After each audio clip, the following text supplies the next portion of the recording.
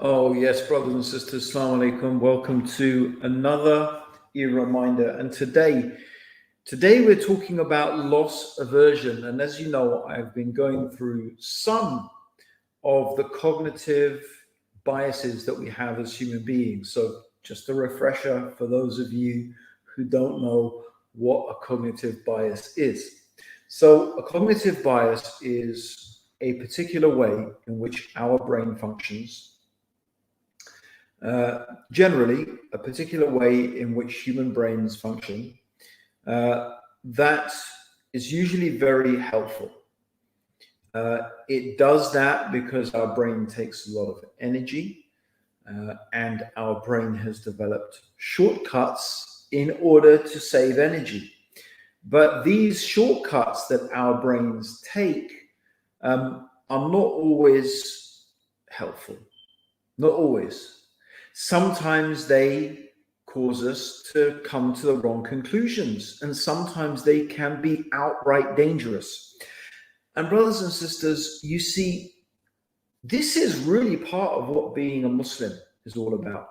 I don't think any one of you who actually takes the time to read the Book of Allah and read the Quran will fail to see the strong encouragement that Allah subhanahu wa ta'ala gives us to use our minds and to think. Thinking deeply about things is an intrinsic, fundamental part of what it means to be a Muslim. It doesn't mean that you need to be a philosopher. It doesn't mean that you need to be some academic, not necessarily at all. But you should think deeply about yourself. You should think deeply about the world around you. You should think deeply, especially about what motivates you and what makes you do what you do and what makes you avoid doing certain things. So what makes you do what you do and what makes you not do what you don't do? Because there's no doubt that being a Muslim is going to involve doing a whole bunch of things that may not, almost definitely will not, suit your desires, suit your whims, suit your impulses. So this whole thing of impulse control, this whole thing of controlling your impulses, controlling your passions, controlling your desires, controlling your whims, and taking time to pause and plan and think is a fundamental part of what being a Muslim is all about. And, we could just repeat ourselves over and over because we've mentioned these things so many times. But I'm just telling you why I am spending time looking into these subjects. Now, I think that anybody who thinks deeply about what motivates them, and every Muslim has to do that, is in one way, shape, or form going to start figuring these things out. They're going to start realizing that, you know what, the way I react, the way my brain reacts, the way I react to things is not always helpful, and it's not always the way that things are. Now, today I'm talking about something, which is loss aversion, the aversion to loss, right? So this is my theme, okay? It means that, what does it mean, right? It means that our brains are programmed. And it's very interesting that this has been seen through brain scans. So they've actually seen it in the sense that certain parts of our brain light up during certain activities. And so one of the things that they tested to see what parts of our brain light up during certain activities is, how does our brain react to loss?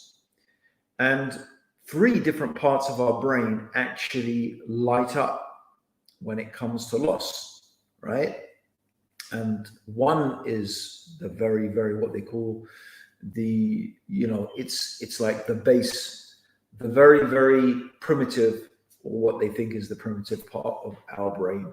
But it reacts very simply to fear. It creates fear in us, the amalgama that creates that type of, fear and desire and so on and so forth. This is a very, very primitive, very, very sort of fight or flight response type thing. And actually that part of the brain activates when we experience, or when we feel we are going to experience some loss, and that makes us anxious. There's another part of our brain that is involved in not predicting, but measuring the outcome of things. And that also lights up when we are confronted with the possibility of loss. So I can't remember the third part of the brain, but basically what sort of neuroscientists and psychologists more or less concluded is that we are about twice as likely to avoid loss as we are to go after the equivalent gain. Yeah. So if we have the option, right, put it simply, if you have 50 pounds, right, if you have 50 pounds, right, you are very averse to losing that 50 pounds. Now, you're twice as averse to losing that 50 pounds as you are to the possibility of gaining 100 pounds, or 150 pounds. So the point being is that you are much more reluctant to let go of that money. And that means you're reluctant to take risks. Risk aversion is slightly different from loss aversion, but they're very, very similar. We are averse to taking risks. And they're very, very similar things. They're maybe barely distinguishable, but loss aversion is, I guess, a little bit more specific. And it's certainly applied a lot more in the field of economics, which is something I'm going to talk about because it's very, very interesting. I think this whole subject is pretty important for us as Muslims. And part of the reason is because a very strong component of being a Muslim is giving charity. In fact, there are many things that we are either requested or required to do as Muslims that may seem to cause some loss to us. It may seem like that. And we are naturally averse to that, right? We are naturally averse to giving up our money. And that's especially the case if we can't perceive any real immediate tangible gain from that activity. So it's quite a hard thing for us to overcome that aversion to losing, as we think of it, losing something. And that, like I said, I mean, they sort of measured it. And it does depend from culture to culture, individual to individual. It depends upon your own economic circumstances and situations. So there are many things that will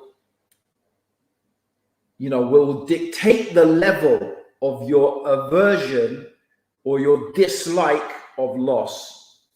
And by the way, we're not talking about, I think what's important to mention here is we're not talking about just loss without gain, right? We're talking about loss with the possibility of gain. This is what the subject of loss aversion is. Like, of course, everybody is going to be averse to losing something without getting anything back, right? I mean, that's obvious, isn't it? But no, what we're talking about here is something that is a little bit irrational, right? It's a little bit irrational.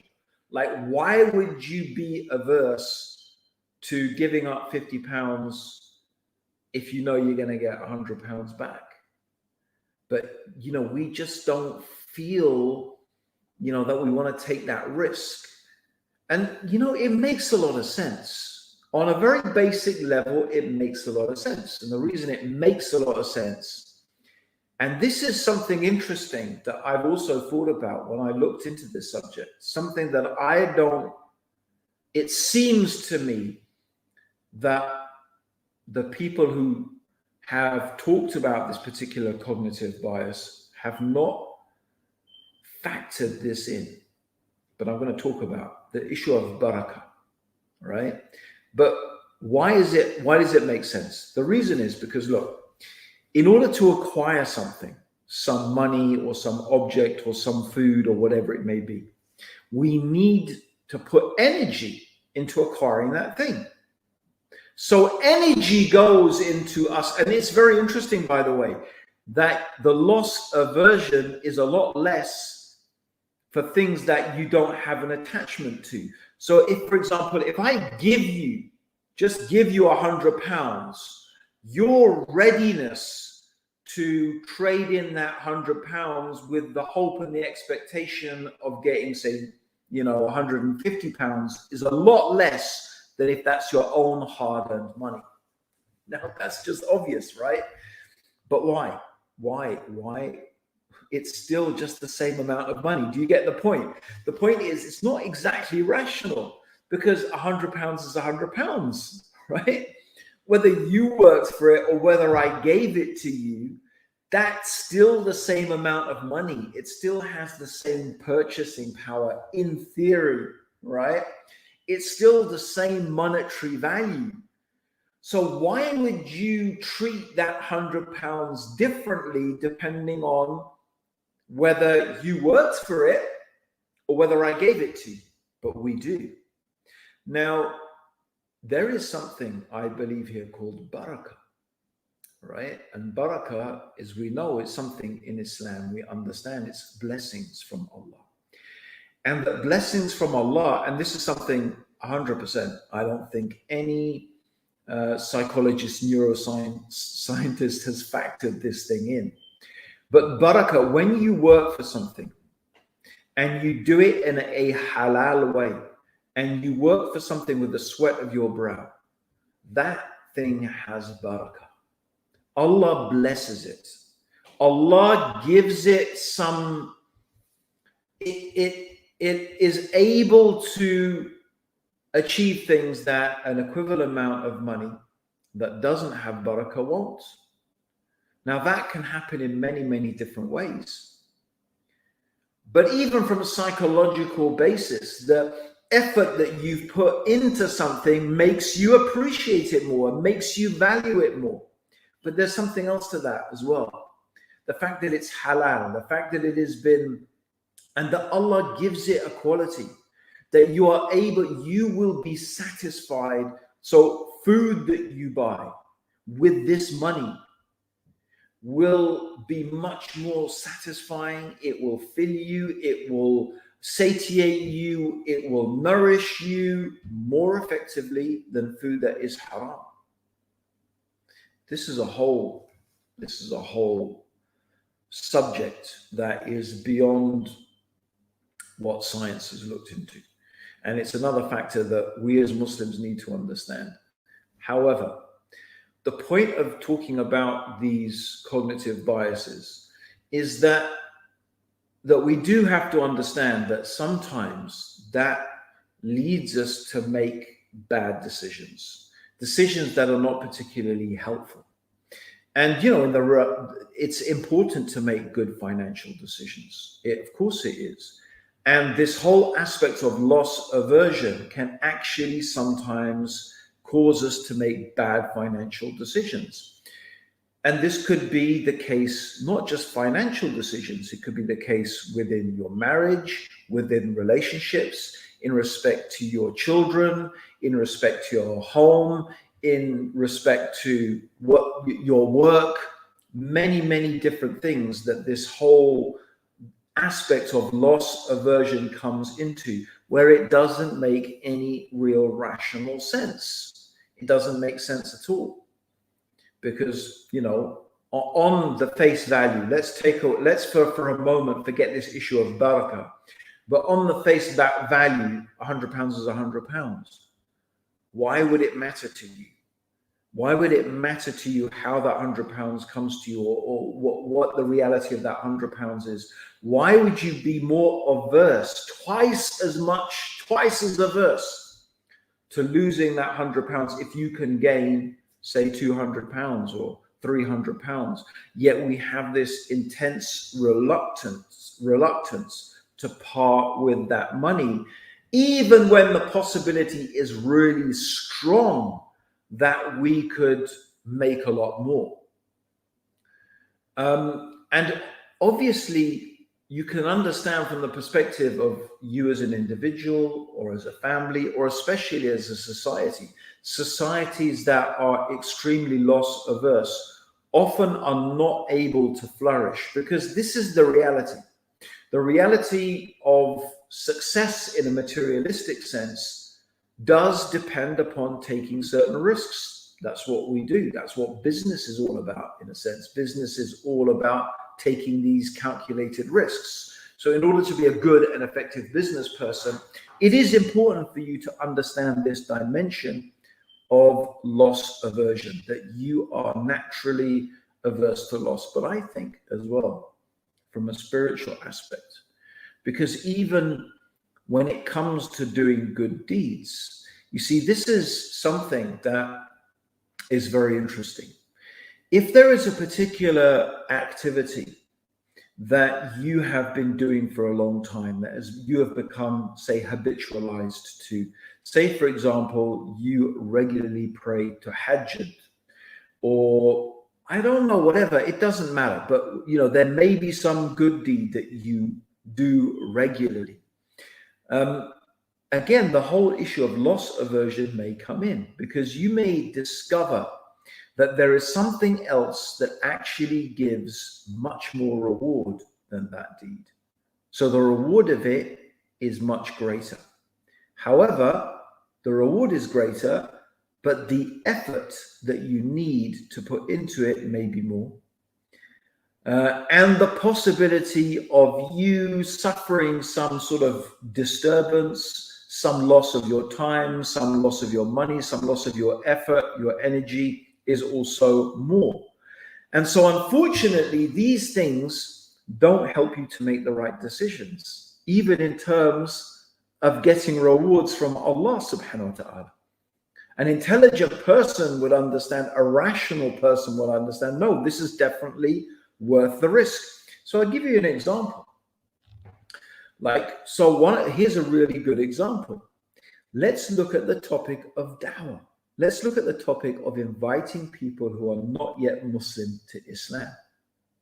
Now, this is something where the possibility of you getting rewards is absolutely vast. Why? Because the Prophet ﷺ said that if just one person accepts Islam, if Allah guides just one person to Islam through you, it is better than all the red camels, or in another narration, it's better than the world and everything it contains. And the reason is because if Allah guides a person to Islam through you, every time that person prays or fasts or gives charity, in fact, or does any good deed, reads Quran, any good deed, you will get the equivalent reward of that person doing that good deed. And that person doesn't lose their reward at all. You get the equivalent reward. So can you imagine, right? If Allah guides one person to Islam through you, then every good deed they do, it's like having someone just working there doing good deeds for you. But it's quite a lot of effort involved. If you think about the process that is involved in inviting someone to Islam, well, number one, you're going to have to at least spend a little bit of time understanding what is the right way to talk to someone about Islam. How can I invite them to Islam? Number two, you're going to have to invest time and energy into making sure that once they become Muslim, they are going to stay Muslim. Because what's the point if they just take Shahada and then they don't pray and they don't fast? From the point of view of you earning ajr and rewards, if they don't continue as a Muslim, it's an almost futile exercise. It's not really going to benefit you, okay? And obviously, and you have to pluck up the courage to talk to someone or to hand them a leaflet or a booklet, or so there's many different things involved. So there is an investment that you need to make in order to get that return. But the investment is so small and the return is so great, you must be literally mad not to take advantage of it. But of course, many people won't. They would rather, get up in the middle of the night and pray tahajjud, which is great, which is fantastic. It's good that people do that. They may rather fast or sit quietly and read Quran, or study knowledge, which is also has huge rewards. So all of these things have rewards, but what is the reward of those things compared to the reward of inviting or being the means through whom someone becomes Muslim, right? And I'm just giving you one example. You can think of many, many examples like that in Islam. But because we are loss averse, we like to keep doing the things that we've already done. We don't really feel that comfortable being challenged with the need to put new energy, new effort, new whatever it is, put more energy into studying something else, doing something else, learning the ropes of something else, even if the potential, and the more risk averse we are, the less likely we're going to be to do those things. But brothers and sisters, I'm sure you can begin to figure out that that's actually really problematic. Like, it might be fine if a few individuals are like that, but what if the whole ummah is like that? What if all the Muslims or most of the Muslims are like that? How will the civilization of Islam grow? How will the nation of Islam grow? How will we improve? How will we prosper? And I don't just mean materialistically, I mean spiritually, because you can see that these rules of cognitive dissonance, they apply just as much to our spiritual growth as they do to our materialistic life. Yeah. So one of the ways that we can help deal with this is by, first of all, understanding that we are loss averse. And one of the most obvious ways to deal with it is to think less about the loss and think more about the gain.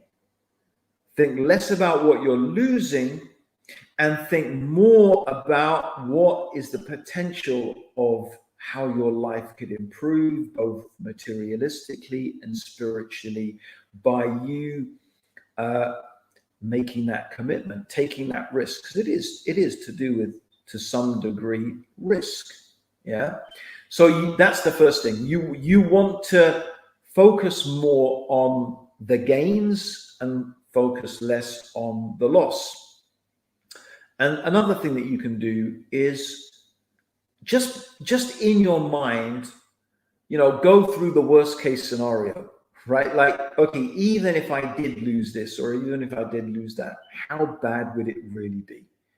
Because that's the other thing. Often we think everything's going to be a lot worse than it is. So this is also like another cognitive dissonance, like a pessimism bias. We're just, I guess like we are loss averse, like we are risk averse, we tend to be a bit pessimistic, and we often think that things are going to be a whole lot worse than they actually are. And the opposite is also true, by the way. Sometimes we completely fail to see the reality of how bad a situation can be, and this is the human brain. But we have to understand what particular way we need to think in what particular circumstances. And that's something we're not always good at. Sometimes we apply a particular way of thinking in a situation and an environment that is not suitable. And that's, I guess, what this is all about, brothers and sisters. It's all about just trying to understand, how does my brain work? sometimes my brain works in a way that is really helpful, and sometimes my brain works in a way that is not helpful, or it can be outright and downright dangerous. And as we talked about that previously, right? We talked about that in some of the previous cognitive biases that we discussed. Yeah, confirmation bias, we talked about that, how that can be really, really dangerous. So, brothers and sisters, it's a very, very interesting subject. I guess I could go into it a lot more, but it's really, really simple. It's not really something too complex. It is something, again, that we just need to think about and we need to bear in mind. I'm not encouraging everybody to be, like crazy risk takers. No, I'm not encouraging people to do that. And of course, that can be problematic as well. But all I'm saying is that just recognize that it's something inbuilt into us. We just don't like to lose things, which is very sensible. In one way, we've put a lot of energy and we've put a lot of effort into acquiring the things that we've got. But in order to benefit yourself, both from a materialistic perspective, in other words, to get more money, and often we do need more money, and to be in a more financially stable position. And there's lots of things you can do with money, by the way, apart from just spending it on yourself. Money is really useful to help those other people who are, who are in need, and so on and so forth. So, don't just think of money, as a spending mechanism for your own enjoyment. The ummah needs money, the dawah needs money, the people of knowledge need money, the poor and the needy need support, and the orphans, and so on and so forth. So, brothers and sisters, it's great to have that intention to enrich yourself so that you can help others. And this is the reality. Like, there's no doubt that anybody who is successful as an entrepreneur, a successful business person, they are people who have taken risks, and they have understood this issue of what it means to be risk averse, and they have overcome that aversion to risk. There's just no doubt. This is the reality. And what they do is that they do realize that, yes, they will fail, but how bad is it really going to be? And often you find that entrepreneurs talk about, actually, there are many, many failures. They may be failed 100 times or 1,000 times. And of course, we see them as the product of that one time they succeeded, but they don't even look at failures as failures. This is another thing. They look at failures as a learning process. A failure is not really a failure. It's just, well, that's another way not to do it. And they will learn from that and keep going. So this is another thing. A lot of these issues can be dealt with by thinking about things in a different way. Well, maybe that's a whole different subject, and why the Prophet ﷺ encouraged us to be optimistic. As we have a saying in the organization that I work with, part of our code that we try to live by is do your best and trust in Allah. And that's all you can do.